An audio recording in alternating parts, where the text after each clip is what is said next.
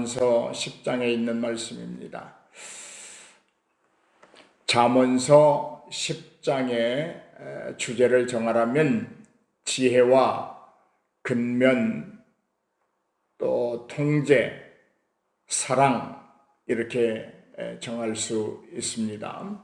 오늘 특별히 오늘 아침에는 잠언서 10장 1절로부터 8절까지의 말씀을 가지고 함께 은혜를 논하려고 합니다. 1절로부터 8절까지의 말씀의 주제는 아들이 지녀야 할 덕목이다, 이런 제목으로 함께 은혜를 나누려고 합니다. 이제 솔로몬은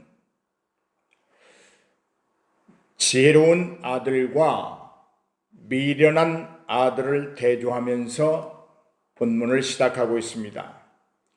솔로몬의 잠언이라, 이 말은 솔로몬이 백성들을 가리키면서 한 말을 모아놓은 솔로몬의 잠언집이다 라고 하는 말이죠. 그런데 이제 솔로몬의 첫 번째 가르침은 지혜로운 아들과 미련한 아들을 대조하면서 대꾸법을 가지고 이제 교육을 하고 있습니다. 지혜로운 아들은 부모에게 기쁨을 주는 아들이다. 지혜로운 아들은 아비로 기쁘게 하거니와 라고 말하고 있는데, 여기 기쁘다라고 하는 말은 마음적으로 기쁘게 하고 영적으로도 기쁨을 주고, 아비가 바라볼 때에도 그 아들이 참으로 기쁨이 되는 그러한 상황을 말하고 있습니다. 마음도 기쁘게 하고 영적으로도 기쁨을 주고, 또 아비가 바라보면 바라볼수록 기뻐할 수밖에 없는 아들, 그 아들을 지혜로운 아들이라 그렇게 말합니다. 여기 사람이 지혜롭다고 하는 것은 사람이 세상을 살아가면서 자기가 해야 할 어떤 일들에 대한 여러 가지 행동들을 여러 가지 측면에서 생각하고 또 생각해서 가장 현명한 결정을 내리는 것, 그것을 사람의 지혜로움이라고 말을 합니다. 이런 의미에서 오늘 본문에 말하고 있는 대로 부지런히 자기 먹을 것을 제때에 추수해서 거둠으로 곡간을 쌓아가는 것, 이것은 현명한 사람이 할 수 있는 일인 줄로 믿습니다. 반대로 미련한 아들은 부모에게 근심거리가 된다, 그렇게 말하고 있습니다. 미련한 아들은 부모에게 근심을 안겨줄 뿐만 아니라 더 나아가 그 아들들은 부모를 무시하고 업신 여기기도 한다고 15장 20절에 기록하고 있습니다. 우리가 여기 먼저 살펴볼 것은 불의한 방법으로 얻는 보물들과 악인들이 가지는 탐욕에 관한 이야기입니다. 악한 방법으로 얻은 보물들은 아무런 유익이 없고, 악인들의 탐욕은 하나님이 인정치 아니하신다라고 말하고 있습니다. 여러분, 물론 이러한 방법으로 불의한 재물로 또 악인들의 탐욕을 통하여 얻은 재물의 일부를 하나님 앞에 헌물로 드린다고 할지라도 하나님은 결코 받지 아니하실 것입니다. 차라리 하나님이 받으시는 재물은 과부의 엽전투입을 즐겨하실 줄로 믿습니다. 사랑하는 여러분, 불의한 방법으로 얻는 재물 또는 악인들이 가지는 탐욕에서 취득하게 되는 재물들, 그 불의의 재물들은 무익하다는 것을 기억해야 합니다. 불의의 재물이라고 하는 것은 불의한 방법을 통하여 번 돈을 가리킵니다. 돈에만 가치를 두고 의에는 가치를 두지하지 않는 것을 말합니다. 그러나 우리 인생이 만나는 모든 것들, 또 우리가 취해야 되는 모든 것들에는 하나님의 의의 가치가 있어야 될 줄로 믿습니다. 여러분, 불의의 재물이 무익하다고 하는 말은 그 재물들이 얼마가는 기쁨과 유익을 줄지는 몰라도 결과적으로 마음의 평안과 기쁨이나 자기에게 유익이 되지 못하고 도리어 해가 된다고 하는 뜻을 가지고 있습니다. 그런데 반대로 부요한 제사는 그에게 견고한 성읍이다. 10장 15절에 말하고 있습니다. 부자에게는 많은 친구들이 모인다. 14장 20절에 말하고 있고요. 가난은 그 사람에게 멸망을 가져온다. 10장 15절에 말합니다. 가난한 자는 간절한 말로 구걸을 하게 된다. 18장 23절에 기록하고 있습니다. 그런데요, 이렇게 부요한 것이 좋은 것이지만은 자기 재산만을 의지하는 삶의 양태는 인생이 점점 시들어가게 되고 맙니다. 특별히 불의한 방법으로 모은 재물들은 아무런 가치가 없다고 하는 것에 우리는 주목해야 합니다. 우리 인생 자체가 하나님 앞에서 존귀한 가치를 가지고 있는 자들입니다. 그러므로 그리스도인들이 자기의 생명을 인위적으로 끊는다고 하는 것 참으로 무가치한 일입니다. 하나님이 주신 존귀한 가치를 파괴하는 아주 극악한 행위입니다. 여러분, 하나님이 주신 재물이 아니라고 한다면 그 재물에는 아무리 많은 것을 가졌다고 할지라도 많은 재물을 가진 만큼 또한 근심이 많이 함께 존재한다고 하는 것을 우리는 주목해야 합니다. 하나님이 주시는 재물이 우리를 평안케 하고 우리를 부욕케 하고 우리에게 많은 친구들을 모아주는 줄로 믿습니다. 다만 헛된 재물은 진노의 날에 그를 위하여 아무것도 할 수 없다고 11장 4절에 기록하고 있습니다. 여러분, 그렇다고 우리가 부한 것을 탐욕이라고 말할 수는 없습니다. 다만 하나님의 백성은 재물에 대해서 좀 마음이 여유로워야 한다는 말입니다. 하나님의 백성이 재물에 급급한 삶을 살게 되면 영혼이 피폐해집니다. 심령이 상함을 당하게 됩니다. 그러므로 우리의 삶의 모든 것이 주의 은혜라면 재물의 문제도 하나님께서 허락하심을 믿고 여유로운 마음을 가지고 있고 없고를 떠나서 관용의 마음을 가지는 것 대단히 중요한 것입니다. 여기 하나님이 또 인정하지 아니하시는 것이 있습니다. 어떤 것이냐면 부정한 방법으로 취하는 재물만이 아니라 게으름으로 재물을 허비하는 것을 하나님은 인정하지 않습니다. 여러분, 재물을 취하는 것, 부정한 방법으로 취하는 것 하나님이 인정하지 않습니다. 그러나 게으름으로 하나님이 내게 주어진 그 재물을 허비하는 것도 하나님은 인정하지 아니하신다, 그런 말입니다. 게으른 이들은 집안을 가난하게 만듭니다. 게으른 사람들은 추수 때에도 잠을 자는 집안을 부끄럽게 하는 그런 아들들입니다. 여러분, 하나님은 본질상 절대적으로 선하시고 공의로우신 분이기 때문에 악을 미워하시고 의를 사랑하십니다. 악인의 길은 여호와께서 인정하지 않으십니다. 의인의 길은 여호와께서 인정하시고 그로 하여금 굶주리지 않게 해 주십니다. 의인의 머리 위에는 복이 있습니다. 의인을 기억하게 되고 칭찬하게 됩니다. 이들은 마음이 지혜로운 자로 하나님의 말씀을 유념하면서 세상을 살아가는 자들입니다. 사랑하는 성도 여러분, 하나님께서는 악인의 소욕을 물리치십니다. 악인에게는 있다면 물욕이 있고 정욕이 심하고 명예욕을 가지고 권세욕을 가지고 살아가는 세상적인 욕심으로 가득 차 있는 사람들입니다. 야고보서 1장 15절에 보면 욕심은 죄의 원인이다 라고 말하고 있습니다.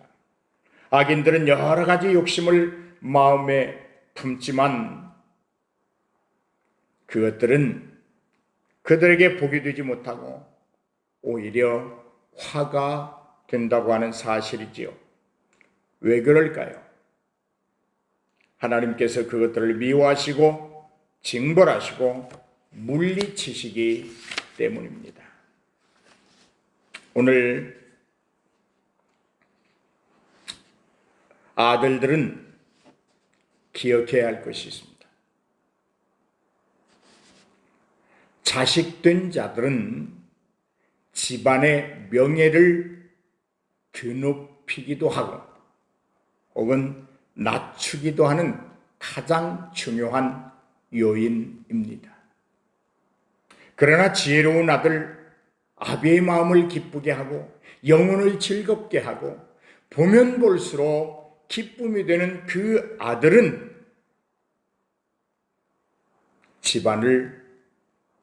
집안의 명예를 드높이는 자들일 줄로 믿습니다. 중요한 것 또 한 가지 있습니다. 오늘 본문 말씀은 여기 부모, 아비들은 지혜롭고 정상적이고 경건하다고 하는 것을 전제로 삼고 아비, 부모라고 칭하고 있다는 것입니다. 어리석은 부모들은 자식들이 지혜롭지 못해도 미련한 짓을 하며 살아도 별로 그렇게 개의치 않습니다. 그 자식들을 향해서 채찍을 아낍니다. 또한 이러한 아들들을 향해서 사회나 그가 속한 조직의 공동체가 어떻게 생각하고 어떤 반응을 보일 것인가에 대해서 관심이 없습니다. 그저 사랑스럽다고만 말합니다. 그저 아까워만 합니다. 사랑하는 여러분, 여러분의 자녀들이 지혜롭고 경건하며 온전한 자녀들이기를 원한다면 부모된 우리가 먼저 지혜로운 삶을 살아야 될 줄로 믿습니다. 경건한 삶을 보여줘야 합니다. 그리고 하나님의 백성으로서 온전한 삶을, 온전한 신앙생활을 자녀들에게 보여줘야 할 것입니다. 오늘 이 아침에 누군가의 자녀든 우리들, 또 우리들의 자녀든 아들들은 반드시 기억해야 합니다. 부모에게 효도해야 합니다. 한번 같이 하십시다.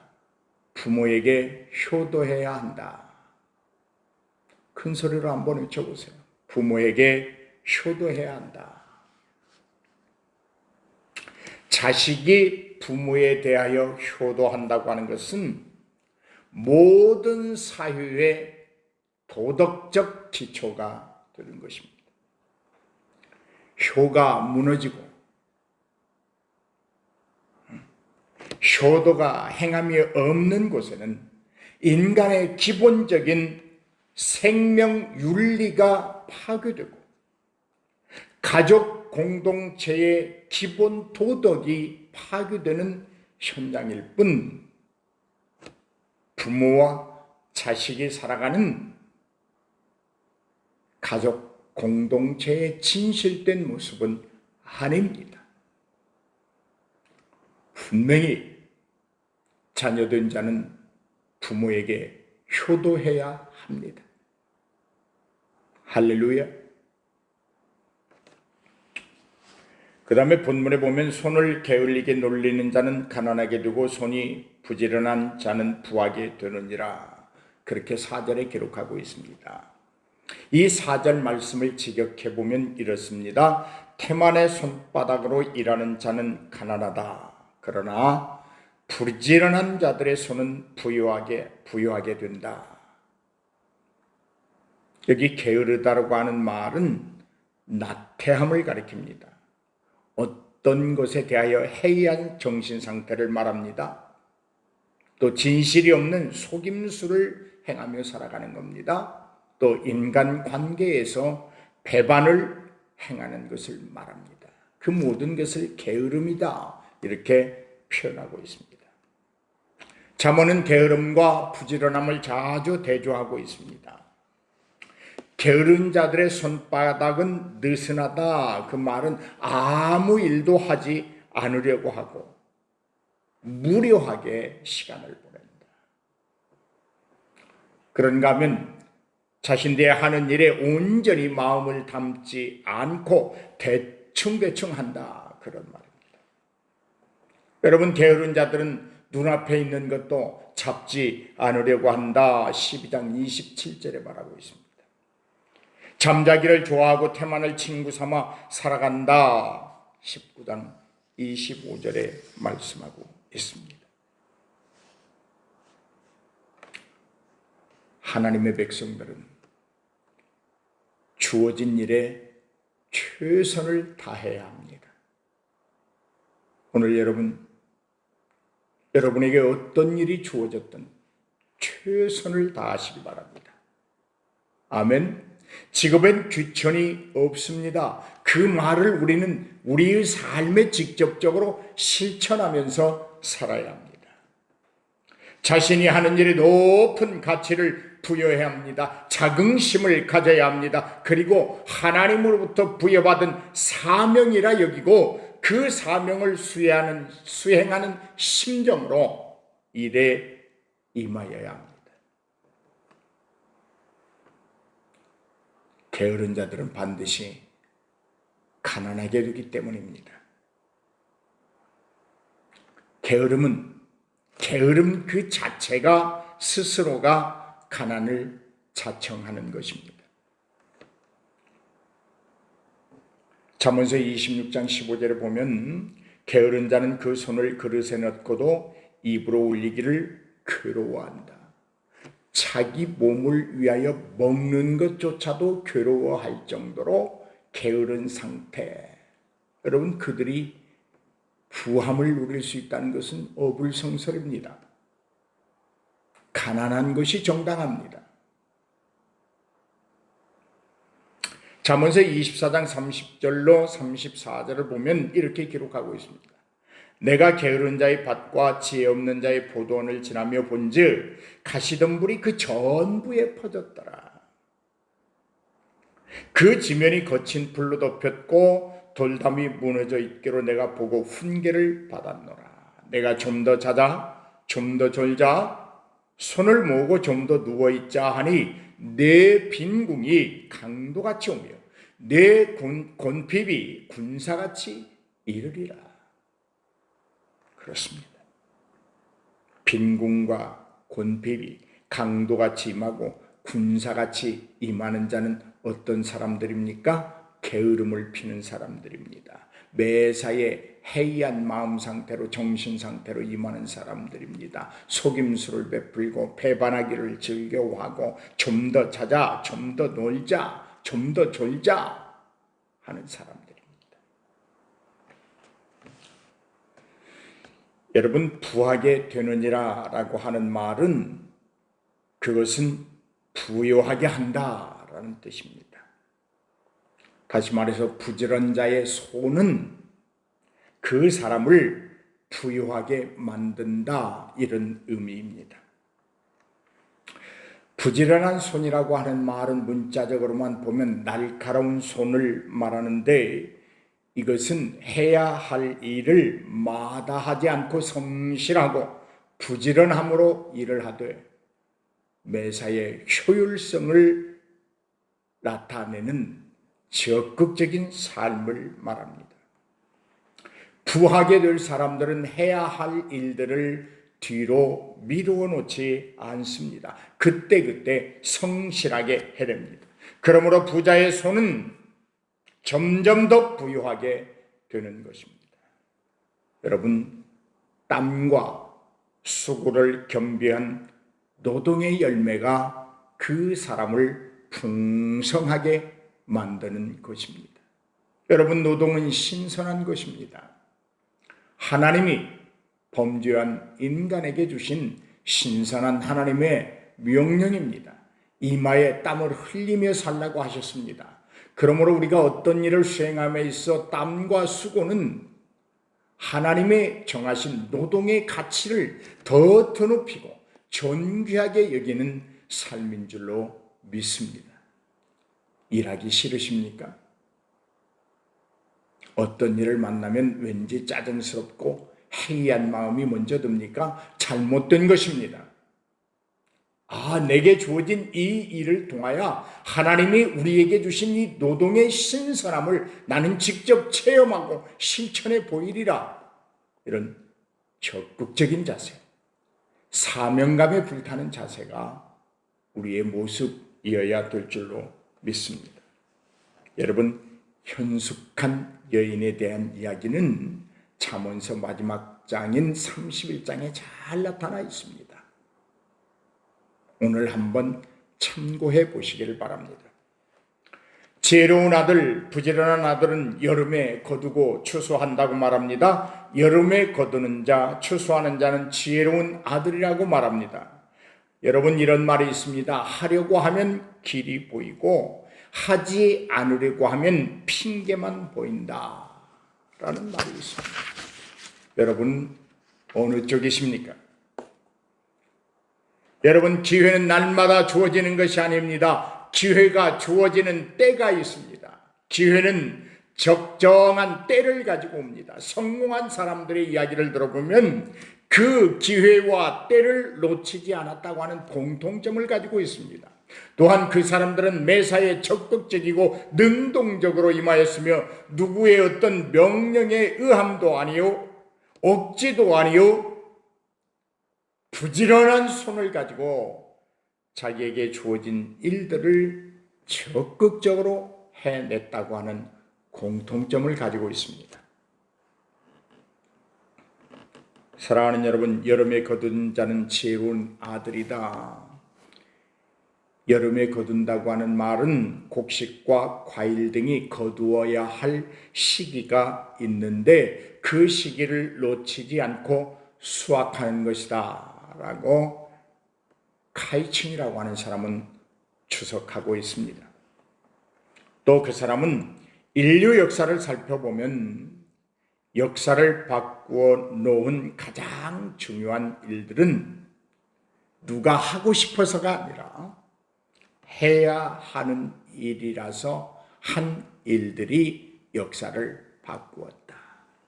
그렇습니다.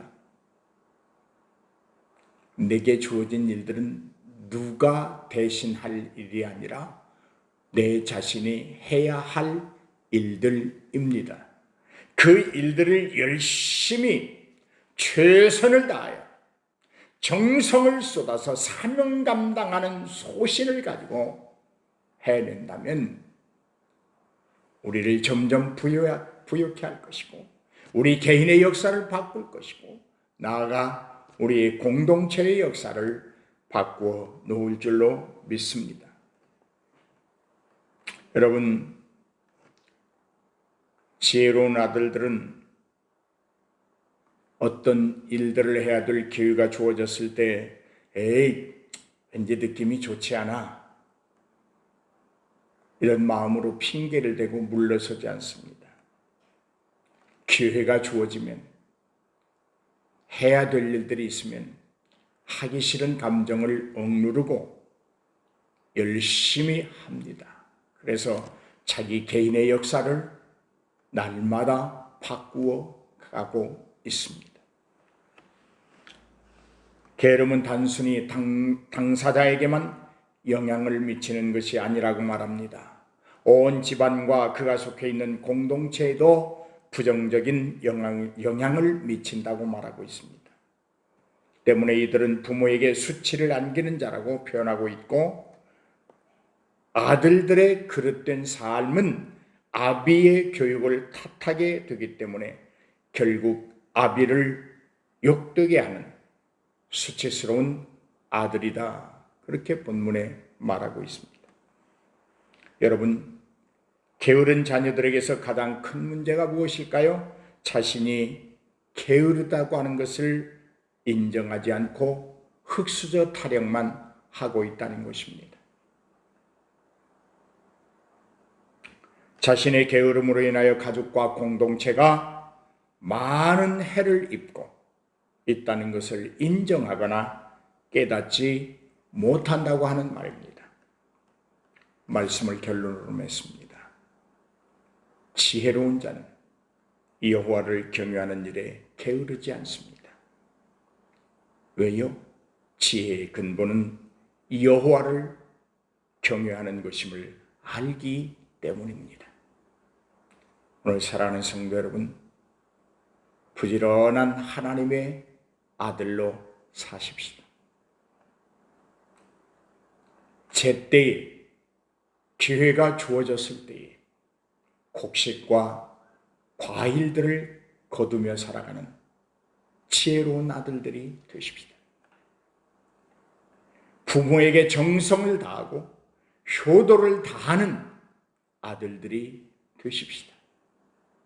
그래서 하나님의 마음을 기쁘게 하고 우리의 영혼이 즐거워하고, 누군가가 우리를 바라보고 하나님이 우리를 바라봤을 때, 아, 참 너는 지혜로운 자다 라고 칭함을 받는 그러한 하나님의 백성, 그러한 부모, 그러한 자녀들이 되십시다.